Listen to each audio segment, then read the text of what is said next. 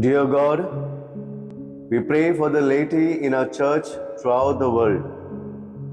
You sent out your disciples to proclaim the gospel to the laity because you want us to be saved on the last day.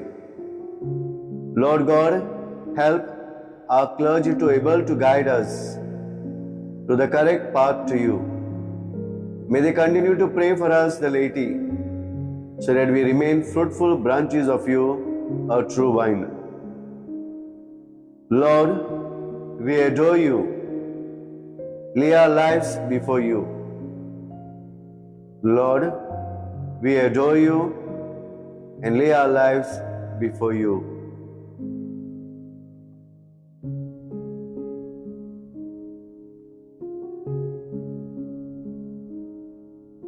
My dear friends, our mighty God is present amongst us. Today we are come to pray for all our lay faithful in our Archdiocese of Goa and Daman. We are come to thank and praise you for the gift of life that you have given to our lay faithful, a beautiful vocation to be a part of a family, to be a part of the community, to be a part of the church, and to live their life in the society. Lord, you have given to us this lady in our church who is the cream of the church today. Today, the synodal journey of our life invites all of us, the Pope, the Bishop, the priest, the deacons, and the lay faithful to walk together this journey of life. Lord, you walked this journey 2000 and more years ago with various people on this earth. Lord, you are the one who walked with them in their pain and suffering, in their joys and sorrows, in their health and sickness. Yes, Lord, you healed them, you touched them, you proclaimed to them, you loved them, you cared for them,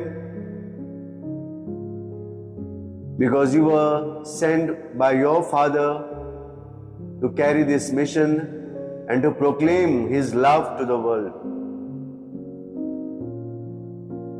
You are the one, Lord, who gave life to the humanity. You are the one, Lord, who saved the humanity from the sin. You are the one, Lord, who died on the cross for our sins, so that we may be taken out from the darkness to the light, to the new horizon, to the new life. Thank you, Lord, for giving us this beautiful life, especially the life that you have given to our lay faithful by inviting them, choosing them as your own disciples, as your own apostles who could carry out your mission to the world. Lord, we hear their life on the Acts of the Apostles, how they carried your mission with the power of the Holy Spirit to the ends of the world. Thank you, Lord, for building up the kingdom of God and making us to understand the virtues and the values of this kingdom of God. Thank you, Lord, for the gift of our lay faithful to the church today, for all their sacrifices, for all their love, their time for the church that they are giving, for all their charism that they are sharing to proclaim your news, your good news to the world. And now, Lord, we thank and praise you for this beautiful vocation that you have given to our lay faithful, and we bow in adoration. We bow to you, Lord, and adore you, for you are the one who have called us to be a part of your mission.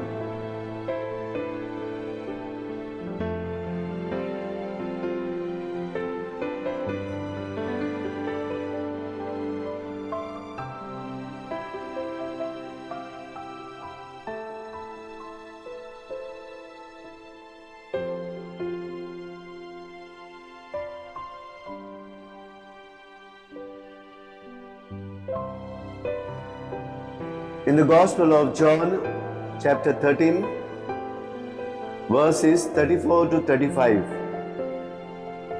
A new commandment I give to you, that you love one another just as I have loved you. You also are to love one another.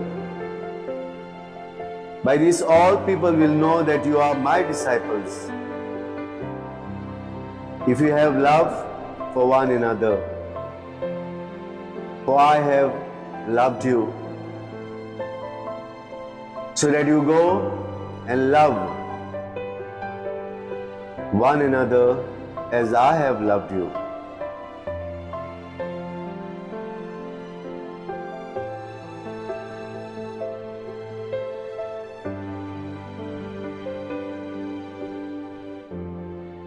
My dear brothers and sisters,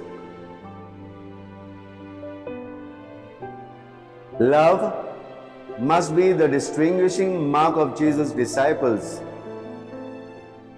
Jesus' new command takes a point of departure from the Mosaic commands to love the Lord with all one's power and to love one's neighbor as oneself.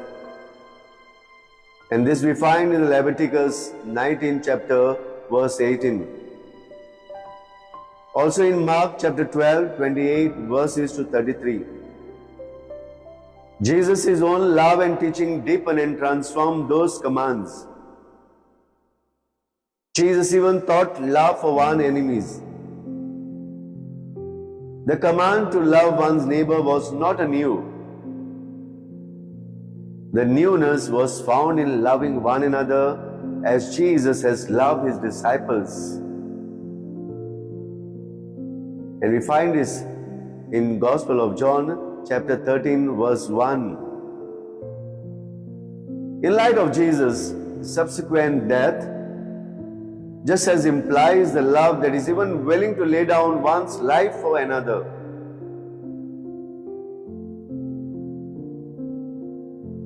My dear friends, what does this love means? Surely, Jesus came to share this love.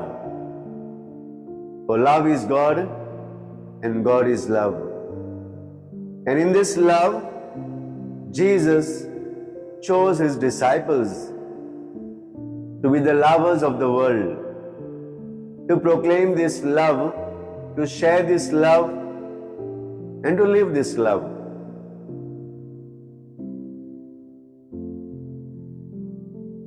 Now, what is this love meant for Jesus? For Jesus, this love was a light to the darkness. His love was a salt to the earth. His love meant leaven to the society. His love meant a way to salvation. And of course, the lay people are called to do this in their own family, in their own community, in the church, and at larger in the society. In the document Lumen Gentium, the principal document from the Second Vatican Council, the Church says, the laity by their very vocation seek the kingdom of God by engaging in temporal affairs and by ordering them according to the plan of God. Lay people are unique because they hold a special place in the function of the human society. They can affect laws, cultural attitudes, and social systems in the many places they live and work. The lay have an influence that the bishops and the priests do not have. Their very engagement in secular activities can transform their ordinary work into apostolic work, work that touches the life and changes the hearts of the humanity. They are in their own way made sharers in the priestly, prophetic, kingly office of Christ. They carry out their own part in the mission of the whole Christian people with respect to the church and to the world. And my dear friends, this we find in the very document of Christi Fideli Laici, number 15,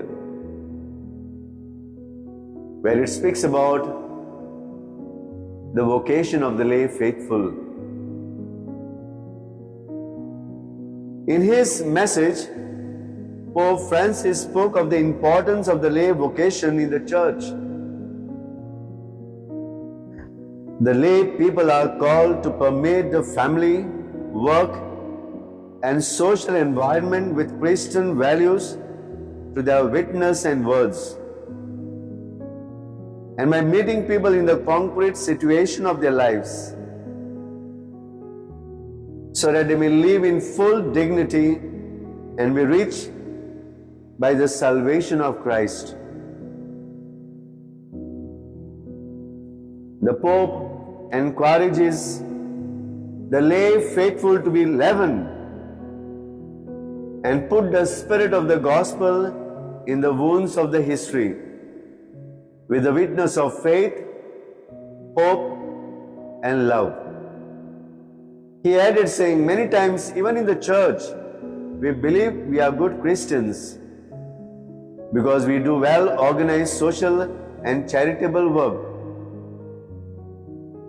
But the Pope said, they are good things, but we must not forget that the lifeblood of the transformed hearts is the Holy Spirit. The Spirit of Christ. Allow the Lord to occupy the center of your heart and of your work.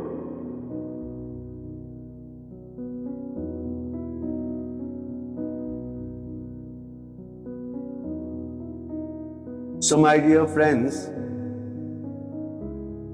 how can laity live their vocation? How can lay faithful follow Christ?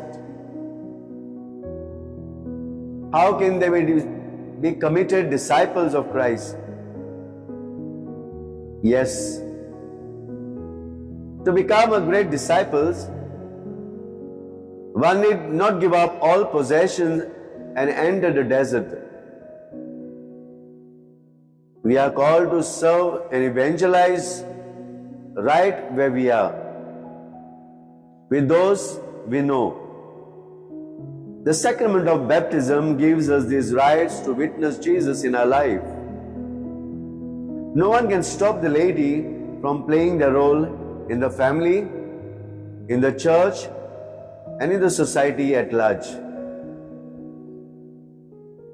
The laity's role in the family, the commitment of the spouses to their marriage, practicing exemplary and value-based parenting, making principle-based career decisions, motivating one another, acknowledging and appreciating charitable acts, economic and political balancing are some important responsibilities of the lay faithful in the family.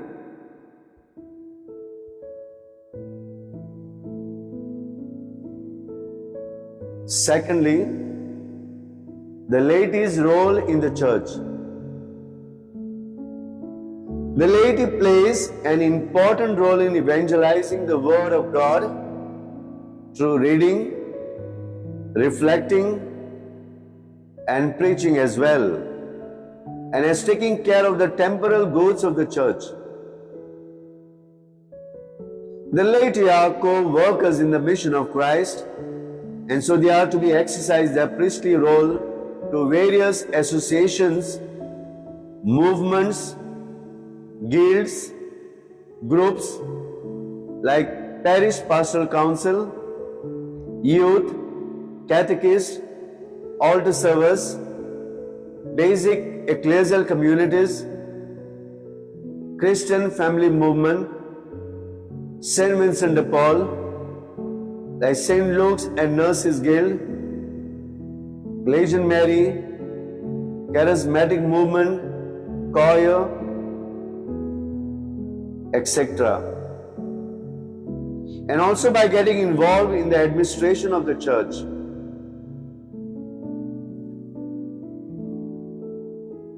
Thirdly, laity's role in the society. The lay faithful have an active ministry life in the community and society,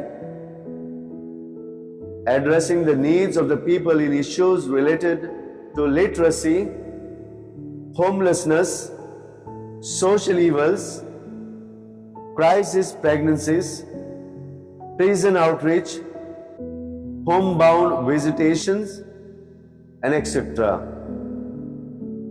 They have a major role to play in society by their active participation in the fight for social justice and peace,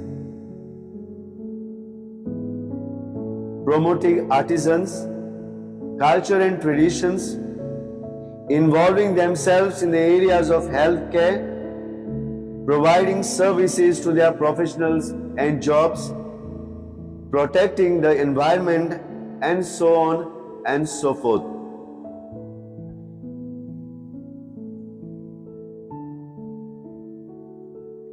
Yes, my friends, it is all God's plan that we need to have faith in that Lord.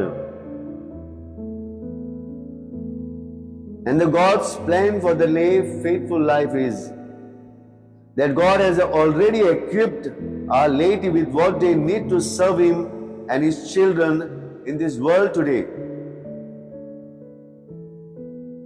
If you see yourself as an unlikely apostle, fear not. St. Paul himself was a mostly unlikely missionary, and yet God used him and many others. All of the activities we engage in with our talents point us back to true friendship with our Christ.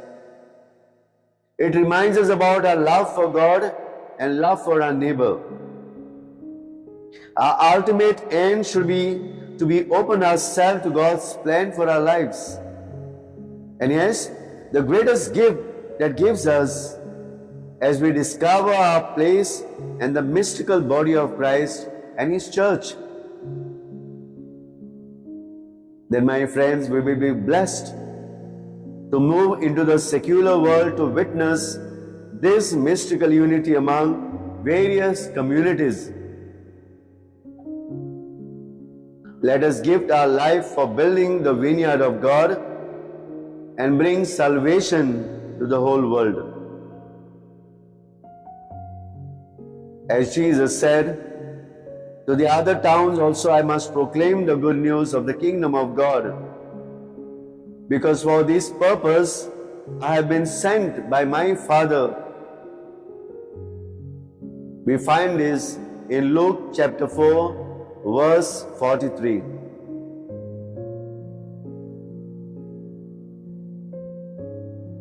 So, my friends, what is the purpose of Jesus coming into this world? Surely, He was a Savior, and His mission was to save the humanity, to save the souls to God, to bring whole humanity to God by dying on that cross, by redeeming us from the sin and from darkness. So what is my purpose being on this earth, being a lay faithful? Yes, my friends, we are called to save the souls to Christ.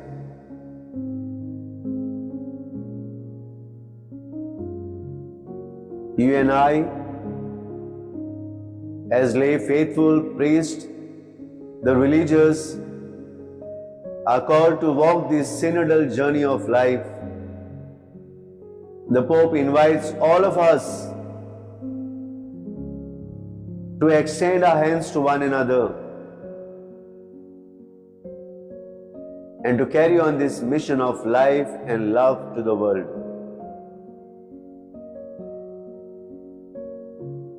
For this, my friends, we need God's assistance, His power of the Spirit to walk with us, to hover on us,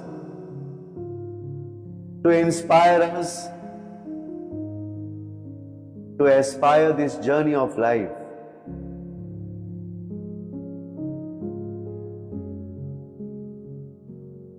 As we heard the Word of God, it has touched our life to understand why God sent me into this world, to share this love so that I can save the humanity back to God.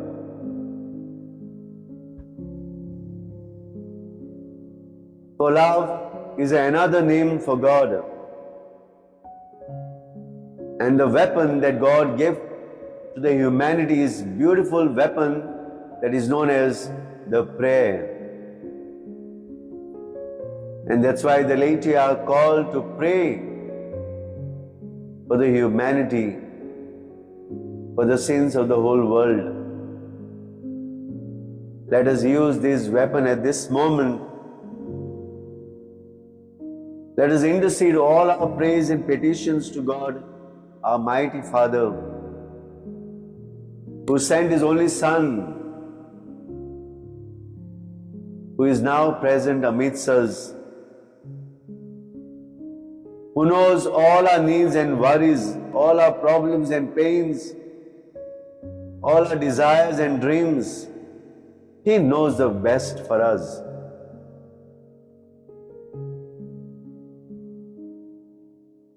So let us now put forth our praise and petitions. Let us pray for our Pope, bishops and priests and religious. The lay faithful may collaborate together in building a church that lives by the values of Christ's teaching.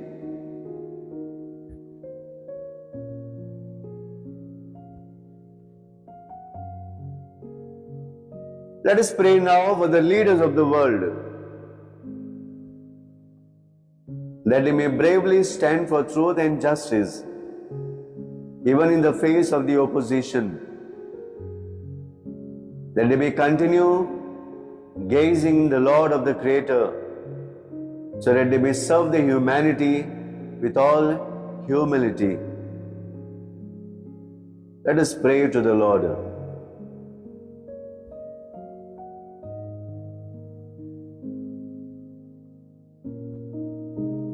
Let us now pray for every lay faithful member of the Church, that they may recognize their mission of proclaiming the gospel in words and deeds, wherever they are and wherever they are planted in. Let us pray to the Lord.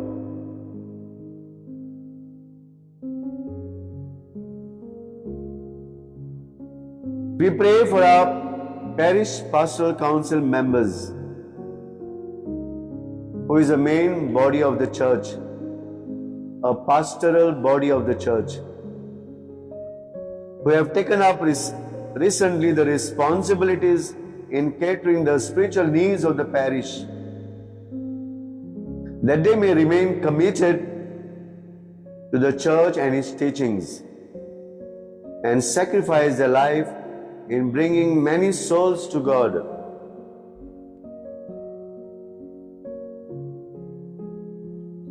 We pray to the Lord.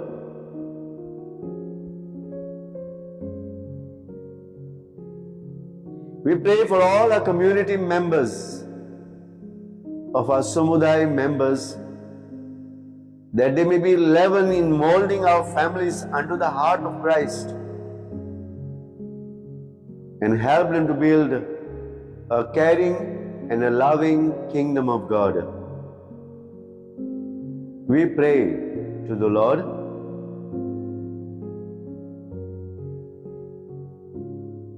We pray for all our families, that the families touched by God's healing hand may have their faith strengthened through Jesus Christ, the healer, and continue to heal one another in their own community members. For this, we pray to the Lord.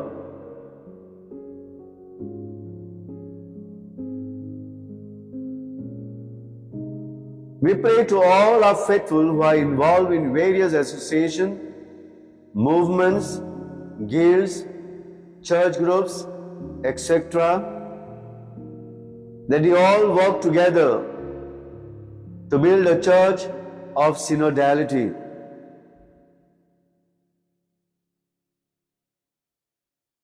We pray to the Lord.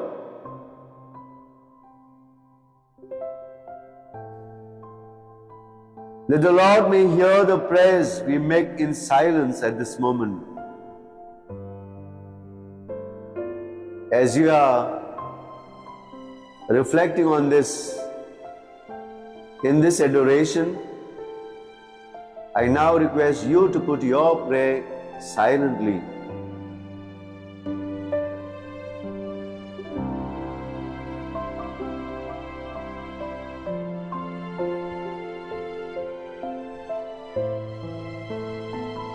For all our lay faithful at this moment who are taking part in this adoration, who are reflecting in their own personal life, who are in their pains and suffering, who are sick in the hospitals, in our homes, families, communities, who are celebrating their birthdays today, their wedding anniversaries,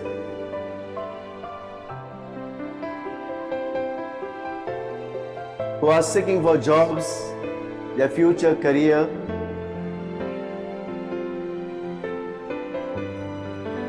who are waiting for their loved ones back to them,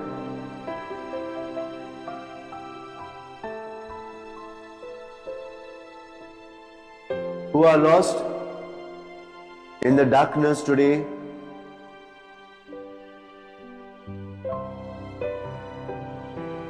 that they may understand that God loves them in all their worries and anxieties of life. Listen to those prayers, Lord, at this moment, who are raising our hearts and minds to you. Touch them, Lord. Bless them, sanctify their life at this moment as they raise their hearts and their voices to you. We pray to the Lord.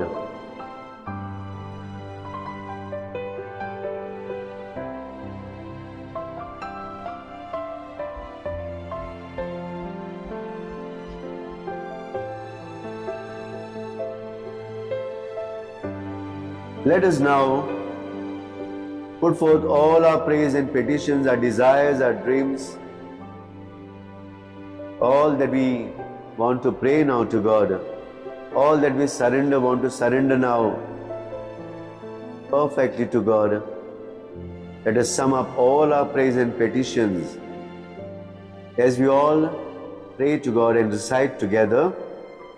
Our Father, who art in heaven, hallowed be thy name.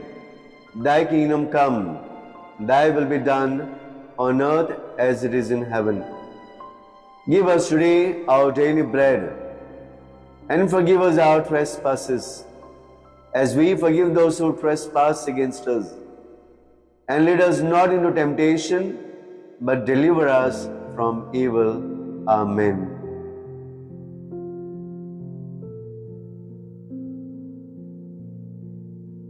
Let us now, my dear friends, if we are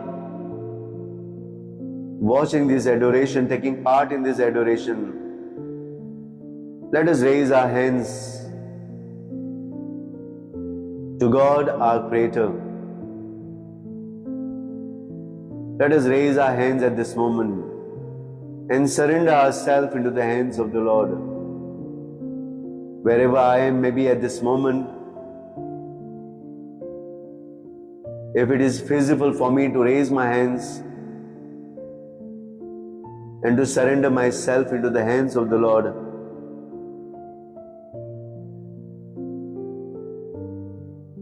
as a prayer of the Eucharist to the heart of Jesus, is a total prayer of surrender at this moment. And at this moment I am going to pray for all our lay faithful,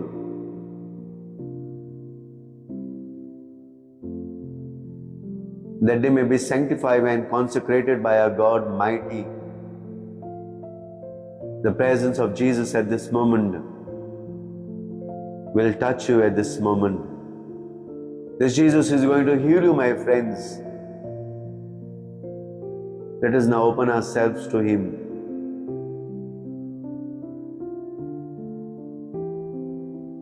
The heart of Jesus in the Eucharist, I adore you. A sweet companion of our exile, I seek you.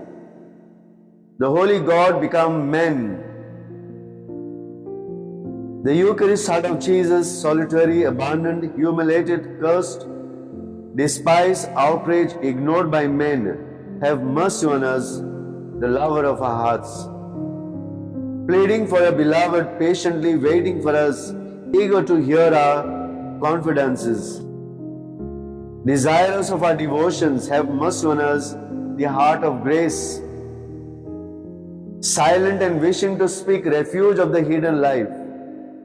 The sharer of the secrets of the union with God, the Eucharistic heart of Jesus, have mercy on us. Jesus, victim, I want to comfort you and unite myself with you. I offer myself in union with you. I count myself as nothing before you. I desire to forget myself and think only of you, to be forgotten and rejected for your love of you, not to be understood, not to be loved except by you. I will hold my peace that I may listen to you. I will forsake myself in order to be lost in you.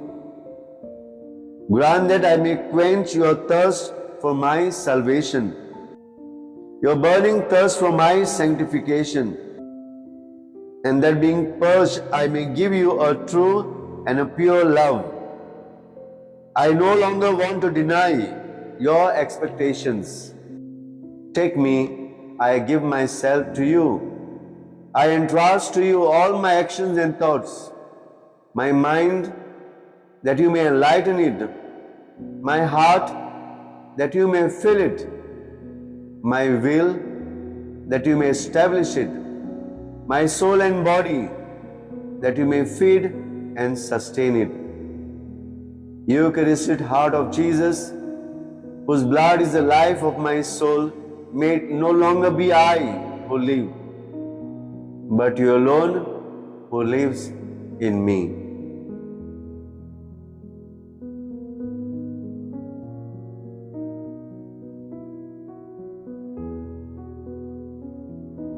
As now, my dear friends, let us prepare ourselves for His blessings. For Jesus said, I am the way, the truth and life. Whoever believes in me will have life eternal. He rebuked the disciples saying, don't stop the children coming to me. Let them come to me, for they are the kingdom of God. Let them come to me, for I need to bless them, sanctify them, that they may go and proclaim the good news of love to the world. So, my dear friend, let us now bow our heads for the final blessings. As I am going to bless you with this blessed sacrament, let us adore at this moment. Let us pray to Him. Let us bow our heads to Him.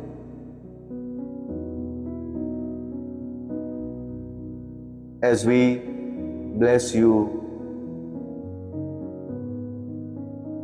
When the whole church, the whole diocese of Goa is celebrating lay vocation Sunday today, and we are praying for all our lay faithful,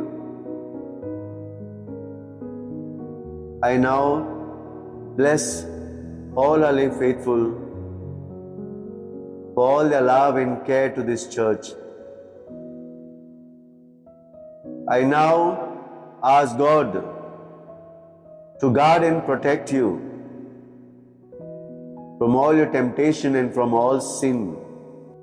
I now ask God to guide you from all your darkness, from all your doubts. I ask my God to love you, because you are His creation. O God, who created us, the universe, the God of the Abraham, Isaac and Jacob, may the God of wisdom, power and knowledge, may the divine grace of Jesus, the mighty healing hand of our God, through His precious blood on the cross, the Lord of the Master of our life, bless you, the Father and the Son and the Holy Spirit. Amen.